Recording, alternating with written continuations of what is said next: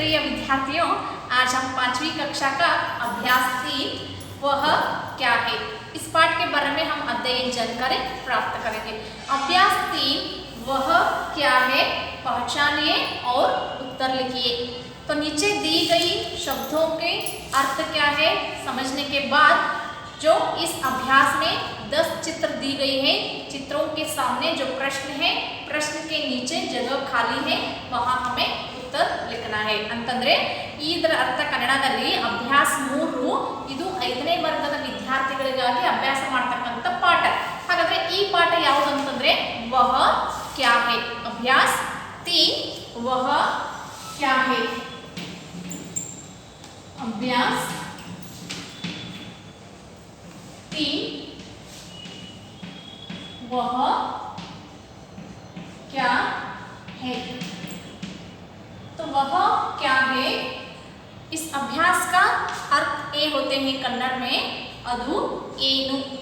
ಹಾಗಾದ್ರೆ ಅಭ್ಯಾಸ 3 ವಹ ಕ್ಯಾ ಹೈ ಇದರ ಅರ್ಥ ಕನ್ನಡದಲ್ಲಿ ಅದು ಏನು। ಹಾಗಾದ್ರೆ ಇಲ್ಲಿ ಈ ಅಭ್ಯಾಸದಲ್ಲಿ 10 ಚಿತ್ರಗಳನ್ನು ಕೊಟ್ಟಿದ್ದಾರೆ। ಆ ಚಿತ್ರಗಳಲ್ಲಿ ಇರತಕ್ಕಂತ ಚಿತ್ರ ಯಾವುದು ಅನ್ನೋದಕ್ಕ ಮುಂದಗಡೆಗೆ ಏನು ಮಾಡ್ಯಾರು ಪ್ರಶ್ನೆಯನ್ನ ಕೊಟ್ಟಿದ್ದಾರೆ। ಆ ಪ್ರಶ್ನೆ ಕೆಳಗೆ ಏನು ಜಾಗ ಖಾಲಿ ಐತಲ್ಲ ಅಲ್ಲಿ ನಾವು ಏನು ಮಾಡಬೇಕಾಗಿದೆ ಅಂದ್ರೆ ಉತ್ತರವನ್ನ ಬರೀಬೇಕಾಗಿದೆ। ಹಾಗಾದ್ರೆ ಇದಕ್ಕಿಂತ ಮುಂಚೆ ಮೊದಲಿಗೆ ನಾವು ಏನು ಮಾಡಬೇಕು ಶಬ್ದಗಳ ಅರ್ಥವನ್ನ ನೋಡೋಣ। तो अभ्यास 3 वह क्या है। तो नीचे जो शब्द दी गई है 10 शब्द है। खिड़की, पेड़, चिड़िया, केला, कमल, सूरज, बिल्ली, गमला, तितली, गुब्बारा। 10 शब्द दी गई है। इन शब्दों का कन्नड़ अर्थ ऐसे होते हैं। खिड़की इसका कन्नड़ अर्थ किटकी, पेड़ शब्दದ अर्थ मर, चिड़िया शब्दದ अर्थ गुब्बी अथवा गुಬ್ಬಚ್ಚಿ, केला शब्दದ अर्थ ಬಾಳೆಹಣ್ಣು, ಕಮಲ್ ಕಮಲದ ಹೂವು, सूरज सूर्य, बिल्ली ಬೆಕ್ಕು, ಗಮಲ ಹೂಕುಂಡ, ತಿತಲಿ ಚಿಟ್ಟೆ, ಗುಬ್ಬಾರ ಅಂತಂದ್ರೆ ಬಲೂನ್ ಅಥವಾ ನಾವು ಆಡು ಭಾಷೆಯಲ್ಲಿ ಬಳಸತಕ್ಕಂತ ಶಬ್ದ ಫುಗ್ಗ, ಇದನ್ನ ನಾವು ಹಿಂದಿ ಒಳಗ ಗುಬ್ಬಾರ ಅಂತ ಹೇಳ್ತೀವಿ। ಹಾಗಾದ್ರೆ ಒಟ್ಟು ಮೊದಲಿಗೆ ನಾವು ಶಬ್ದಗಳ ಅರ್ಥವನ್ನ ನೋಡೋಣ। शब्दार्थ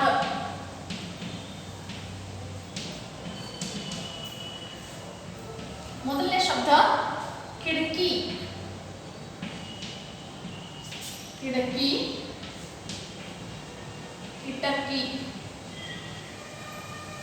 दूसरा शब्द है पेड़, पेड़ शब्द का अर्थ मर।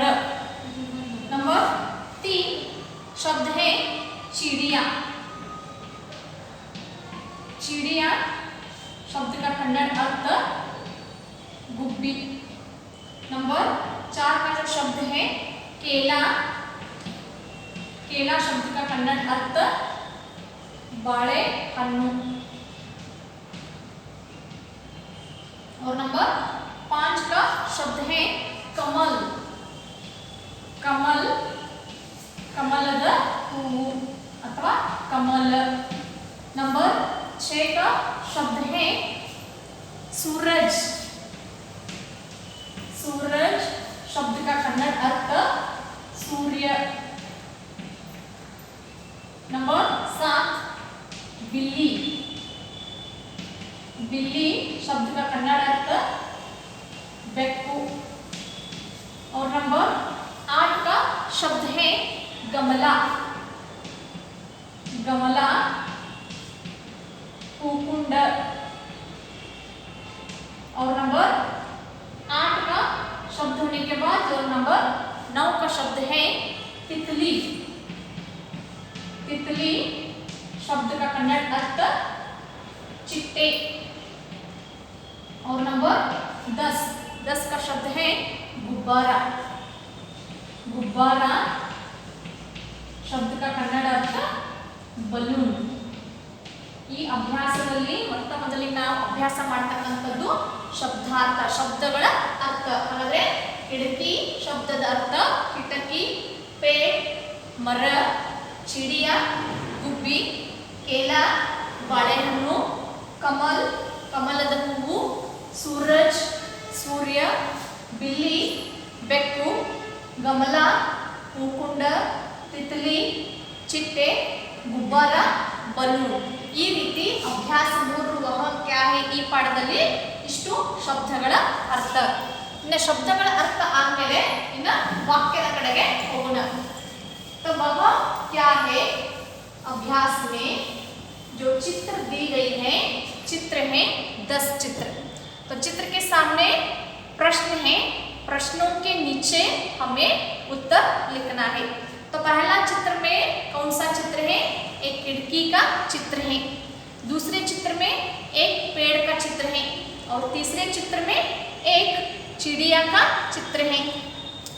तो आपके पास किताब है तो किताब में आप देख सकते हैं यहाँ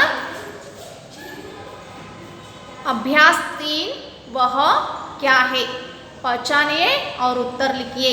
पहले जो हम देखे हैं शब्दार्थ खिड़की, पेड़, चिड़िया, केला, कमल, सूरज, बिल्ली, गमला, तितली, गुब्बारा. तो पहले जो चित्र है खिड़की का चित्र है.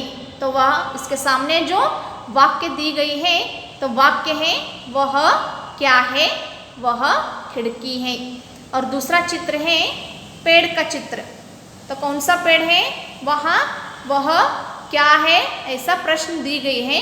तो नीचे हमें क्या करना है, उत्तर लिखना है, वह पेड़ है. और नंबर तीसरा चित्र है चिड़िया का चित्र. और नंबर 4 में जो चित्र है केला का चित्र.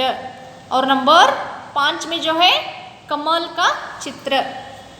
और नंबर 6 में है सूरज का चित्र और बिल्ली का चित्र और गमला का चित्र दी गई है. और नंबर 9 में है तितली का चित्र और नंबर 10 में है गुब्बारा का चित्र. तो यहाँ 1 से नंबर 10 तक जो चित्र हैं इसके सामने हमें फिर से यहाँ प्रश्न पढ़कर हमें उत्तर लिखना है. ಹಾಗಾದ್ರೆ ಇಲ್ಲಿ ಈ ಅಭ್ಯಾಸದಲ್ಲಿ 10 ಚಿತ್ರಗಳನ್ನು ಕೊಟ್ಟಿದ್ದಾರೆ. ಅಲ್ಲಿ ಪ್ರಶ್ನೆ ಏನು ಕೇಳಿದರು, ವಹ ಕ್ಯಾ ಹೇ. ಹಾಗಾದ್ರೆ ನಾವಿಲ್ಲದೇವು ನಮ್ಮಿಂದ ಸ್ವಲ್ಪ ದೂರದಲ್ಲಿ ಏನು ವಸ್ತುಗಳಿರ್ತಾವು, ವ್ಯಕ್ತಿಗಳಿರ್ತಾವು, ಪಕ್ಷಿಗಳಿರ್ತಾವು, ಏನೇ ವಸ್ತುಗಳಿರಲಿ ನಮ್ಮಿಂದ ಸ್ವಲ್ಪ ದೂರದಲ್ಲಿ ಇತ್ತಂದ್ರೆ ಅಲ್ಲಿ ನಾವೇನು ಶಬ್ದ ಬಳಕೆ ಮಾಡ್ತೀವಿ, ವಹ ಅಂತಕ್ಕಂಥ ಶಬ್ದ ಬಳಕೆ ಮಾಡ್ತೀವಿ. ಹಾಗಾದ್ರೆ ವಹ ಅಂತಂದ್ರೆ ಕನ್ನಡ ಒಳಗ ಅದು ಅಂತ ಆಗ್ತದ. ಹಾಗಾದ್ರೆ ಅದು ಏನು ಅಂತ ನಾವು ಕೇಳ್ತೀವಿ. ಹಾಗಾದ್ರೆ ಆ ಪ್ರಶ್ನೆಗೆ ನಾವು ಇಲ್ಲಿ ಚಿತ್ರವನ್ನ ನೋಡಿ ಚಿತ್ರಕ್ಕೆ ಅನುಗುಣವಾಗಿ ಶಬ್ದಗಳನ್ನ ಅಳವಡಿಸಿಕೊಂಡು ವಾಕ್ಯವನ್ನ ಮಾಡಬೇಕಾಗಿದೆ. ಹಾಗಾದ್ರೆ ಇಲ್ಲಿ ನೋಡಿ ಮೊದಲನೇ ಚಿತ್ರದಾಗ ಏನ್ ಕಾಣಿಸ್ತದೆ ನಿಮ್ಗೆ, ಕಿಟಕಿ ಚಿತ್ರ ಕಾಣಿಸ್ತದೆ. ಹಾಗಾದ್ರೆ ಪ್ರಶ್ನೆ ಏನೈತಿ, ವಹ क्या है, वह खिड़की है. तो दूसरा चित्र एक पेड़ का चित्र है. उनके सामने जो वाक्य दी गई है प्रश्न, वह क्या है, वह पेड़ है. ಮೂರನೇ ಚಿತ್ರದಲ್ಲಿ ಏನೈತಿ, ಒಂದು ಚಿಡಿಯ ಗುಬ್ಬಿಯ ಚಿತ್ರ ಐತಿ. ಹಾಗಾದ್ರೆ ಅದ್ರ ಮುಂದ್ಗಡೆ ಇರತಕ್ಕಂತಹ ಪ್ರಶ್ನೆ ಏನಂತಂದ್ರೆ वह क्या है. तो उसके नीचे जो हमें उत्तर लिखना है वह चिड़िया है. और नंबर 4 में जो चित्र दी गई है एक केला का चित्र है. और केले के सामने जो वाक्य दी गई है, प्रश्न दी गई है, वह क्या है, वह केला है. ಹಾಗಾದ್ರೆ 5ನೇ ಚಿತ್ರದಲ್ಲಿ ಏನು ಕಾಣಿಸ್ತದೆ ನಿಮಗೆ, ಅಲ್ಲೇ ನೀವೆಲ್ಲರೂ ಪುಸ್ತಕ ನೋಡತ್ತೀರಿ. ಹಾಗಾದ್ರೆ ಪುಸ್ತಕ ಒಳಗೆ ಏನು ನೋಡ್ತೀವಿ ನಾವು ಚಿತ್ರವನ್ನ ಅಂತಂದ್ರೆ ಅಲ್ಲಿ ಕಮಲ ಹೂವಿನ ಚಿತ್ರವನ್ನ ನೋಡ್ತೀವಿ. ಹಾಗಾದ್ರೆ ಅದರ ಮುಂದ್ಗಡೆಗೆ ಪ್ರಶ್ನೆ ಮತ್ತೆ ಇದೆ, ವಹ ಕ್ಯಾ ಹೇ, ಅದು ಏನು. ಹಾಗಾದ್ರೆ ಇಲ್ಲಿ ಏನು ಕಾಣಿಸತೈತಿ ನಮ್ಗೆ, ಕಮಲ ಕಾಣಿಸತೈತಿ. ಹಾಗಾದ್ರೆ ನಾವು ಏನು ಬರಿಬೇಕಲ್ಲೇ, ವಹ ಕಮಲ್ ಹೇ. ಹಾಗಾದ್ರೆ ಮುಂದೆ 6ನೇ ಚಿತ್ರಕ್ಕೆ ಬರ್ರಿ. ಏನೈತಲ್ಲಿ ಚಿತ್ರದಾಗ ಒಂದು ಸೂರ್ಯನ ಚಿತ್ರ ಐತಿ. ಸೂರ್ಯನನ್ನ ನೋಡತ್ತೇವೆ ನಾವು ಚಿತ್ರದಾಗ. ಹಾಗಾದ್ರೆ ನಾವೇನು ಬರಿಬೇಕಾಗ್ತದಲ್ಲಿ, ವಹ ಸೂರಜ್ ಹೇ, ಅಲ್ಲಿ ಸೂರ್ಯ ಇದ್ದಾನೆ. ಹಾಗಾದ್ರೆ ಅದು ಏನು, ಈ ಪ್ರಶ್ನೆಗೆ ಅದು ಸೂರ್ಯ ಇದ್ದಾನೆ ಅನ್ನೋದನ್ನ ಉತ್ತರ ಬರಿತೇವೆ. ಇನ್ನ ಅದ್ರ ಕೆಳಗಡೆ ಚಿತ್ರದಲ್ಲಿ ಏನೈತಿ, ಒಂದು ಬೆಕ್ಕಿನ ಚಿತ್ರ ಐತಿ. ಹೌದು, ಬೆಕ್ಕಿಗೆ ನಾವು ಹಿಂದಿ ಒಳಗೆ ಏನಂತೀವಿ, ಬಿಲ್ಲಿ ಅಂತ ಹೇಳ್ತೇವೆ. ಹಾಗಾದ್ರೆ ವಹ ಕ್ಯಾ ಹೇ, ಅದು ಏನು, ವಹ ಬಿಲ್ಲಿ ಹೇ, ಅದು ಬೆಕ್ಕಿದೆ. ಹಾಗಾದ್ರೆ ಅದ್ರ ಕೆಳಗಡೆ ಚಿತ್ರ ನೋಡ್ರಿ, ಅಲ್ಲಿ ಒಂದು ಹೂಕುಂಡಿನ ಚಿತ್ರವನ್ನು ಕೊಟ್ಟಿದ್ದಾರೆ. ಹೌದು, ಹಾಗಾದ್ರೆ ವಹ ಕ್ಯಾ ಹೇ, ವಹ ಗಮಲಾ ಹೇ. तो वह क्या है, वह तितली है. ಹಾಗಾದ್ರೆ ಲಾಸ್ಟ್ ಚಿತ್ರದಾಗ ಏನೈತಿ ಗುಬ್ಬಾರ ಬಲೂನಿನ ಚಿತ್ರ ಐತಿ. ಹಾಗಾದ್ರೆ ವಹ ಕ್ಯಾ ಹೈ ಅಲ್ಲಿ ಏನಿದೆ ಅಥವಾ ಅದು ಏನು. ವಹ ಗುಬ್ಬಾರ ಹೈ ಅದು ಬಲೂನ್ ಇದೆ ಅಂತ ಪ್ರಶ್ನೆಗಳಿಗೆ ನಾವು ಉತ್ತರವನ್ನ ಬರೀತೀವಿ. ಆದರೆ ಮೇಲ್ಗಡೆಗೆ ಏನು ಪ್ರಶ್ನೆಗಳನ್ನ ಕೊಟ್ಟಿದಾರಲ್ಲ ಅದೇ ಪ್ರಶ್ನೆಗಳನ್ನ ಬರೆಯೋ ಹಂಗಿಲ್ಲ. ಅಲ್ಲೇನ್ ಮಾಡಬೇಕು ಪ್ರಶ್ನೆಗಳ ಕೆಳಗಡೆಗೆ ಚಿತ್ರಕ್ಕೆ ಉತ್ತರವನ್ನಾಗಿ ನಾವು ಮಾಡಿಕೊಂಡು ಉತ್ತರ ಬರೀಬೇಕು. ಆಯ್ತಾ. ಇವಿಷ್ಟು ನಾವು ಚಿತ್ರದ ಮುಂದುಗಡೆಗೆ ಬರೀತಕ್ಕಂತಹ ವಾಕ್ಯಗಳು. ಇನ್ನು ಕೆಳಗಡೆ ನೋಡ್ರಿ ಪುಸ್ತಕದೊಳಗೆ ಏನೈತಿ ಠೀಕ್ ಠೀಕ್ ಜೋಡೆ ಬನಾಯಿಯೇ ಏಕ್ ಸಾಥ್ ಲಿಖಿಯೇ ಅಂತ ಇದೆ. ಹಾಗಾದ್ರೆ ಒಂದು ಕಡೆಗೆ ಗಲತ್ ಜೋಡೆ ಇನ್ನೊಂದು ಕಡೆಗೆ ಸಹಿ ಜೋಡೆ ಅಂತಿದೆ. तो गलत जोड़े में 1 2 3 4 चार शब्द दी गई हैं. पहला है तितली, दूसरा है कमल और तीसरा है पेड़ और नंबर 4 में है बिल्ली. तो हमें क्या करना है एक साथ जोड़ना है. तो तितली का सही जोड़े हैं रंग बिरंगी और कमल का सही जोड़े हैं लाल. पेड़ शब्द का तो सही जोड़े हैं हरा और बिल्ली सफेद. और सही जोड़े में क्या कीजिए 1 2 3 4 नंबर है वहाँ पहला शब्द लिखिए रंग बिरंगी और दूसरा लाल, तीसरा हरा और नंबर 4 में शब्द लिखिए सफेद. ಅಂತಂದ್ರೆ ಇಲ್ಲಿ ಕೆಳಗಡೆಗೆ ಅಭ್ಯಾಸದಲ್ಲಿ ಪೂರ್ಣ ಕೆಳಗಡೆಗೆ ಹೊಂದಿಸಿ ಬರೆಯಿರಿ ಕೊಟ್ಟಿದ್ದಾರೆ. ಆ ಹೊಂದಿಸಿ ಬರೆಯೋದ್ರಲ್ಲಿ ಮೊದಲನೇ ಕಾಲಂನಲ್ಲಿ ವಿಭಾಗದಲ್ಲಿ 4 ಶಬ್ದಗಳಿದಾವೆ. ಆ 4 ಶಬ್ದಗಳು ಮುಂದಿನ ವಿಭಾಗದಲ್ಲಿರ್ತಕ್ಕಂಥ 4 ಶಬ್ದಗಳಿಗೆ ಹೊಂದಿಸಬೇಕು.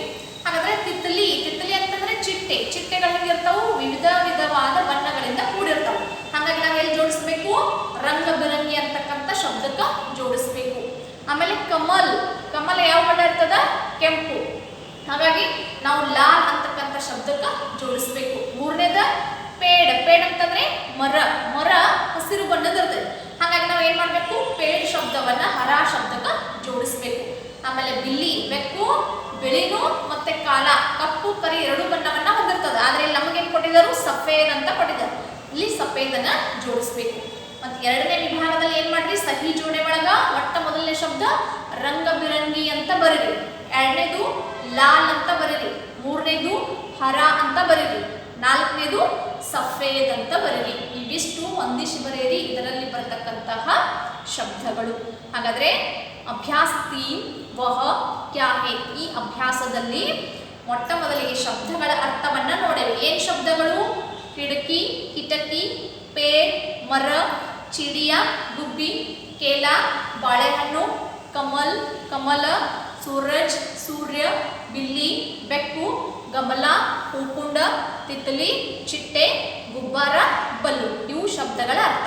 ಇನ್ನು ವಾಕ್ಯಗಳಲ್ಲಿ ಎಂತಂದ್ರೆ ನಾವು ಯಾವ ರೀತಿ ಓದಬೇಕು ವಾಕ್ಯಗಳಂತಂದ್ರೆ ವಹ ಖಿಡಕಿ ಹೈ, ವಹ ಪೇಡ್ ಹೈ, ವಹ ಚಿಡಿಯಾ ಹೈ, ವಹ ಕೇಲಾ ಹೈ, वह कमल है, वह सूरज है, वह बिल्ली है, वह गमला है, वह तितली है, वह गुब्बारा है. ಇವು ಚಿತ್ರದ ಮುಂದೆ ಬರ್ತಕ್ಕಂತ 10 ವಾಕ್ಯಗಳು.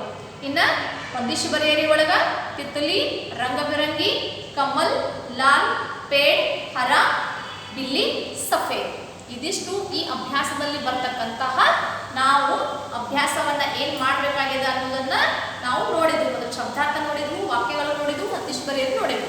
ಇವುಗಳನ್ನ ನೀವೇನ್ ಮಾಡ್ಬೇಕು ಅಂತಂದ್ರೆ ಮೊದಲು ಪುಸ್ತಕಗಳ ಪೂರ್ಣ ಮಾಡ್ಕೊಡ್ರಿ. ಪೂರ್ಣ ಮಾಡಿ ಅದಾದ ನಂತರ ಏನ್ ಮಾಡ್ಬೇಕು ನೀವು ಫೇಸ್ಬುಕ್ನಾಗ ನಿಮ್ಮ ಅಂದವಾದ ಅಕ್ಷರಗಳಿಂದ ಅದರಲ್ಲಿ ಪ್ರಶ್ನೆ ಉತ್ತರಗಳನ್ನ ಬರಿಬೇಕು. ಮತ್ತೆ ದಿನಾಲು 4 ರಿಂದ 5 ಸಲ ಪಾಠಗಳನ್ನ ಓದ್ತಾ ಇರಿ ಅಂತ ಹೇಳ್ತಾ ಇವತ್ತಿನ ಈ ಅಭ್ಯಾಸವನ್ನ ಇಲ್ಲಿಗೆ ಮುಗಿಸ್ತಾ ಇದ್ದೀನಿ. ಮತ್ತೆ ಮತ್ತೊಂದು ಪಾಠದೊಂದಿಗೆ ಭೇಟಿಯಾಗೋಣ. ಎಲ್ಲರಿಗೂ ಧನ್ಯವಾದಗಳು.